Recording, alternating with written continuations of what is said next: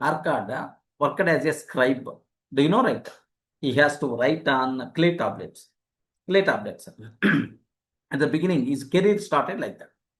He explained what he did is he identified he's working in a group of scribes. Scribe means the person who is writing on the clay tablet.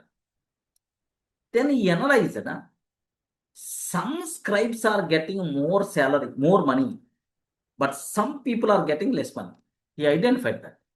Okay, why these people are getting more salary? Because he identified that their productivity is more.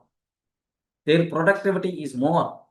If this person is completing one clay tablet, but those persons are going to complete 2 or 3 clay tablets writing. So more productivity is there for them.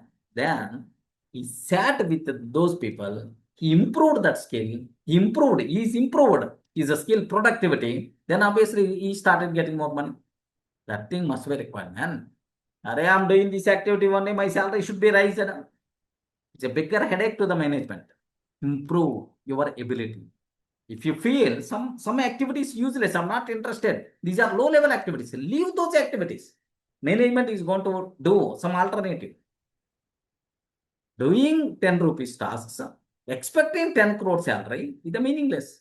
So compulsory, you have to improve.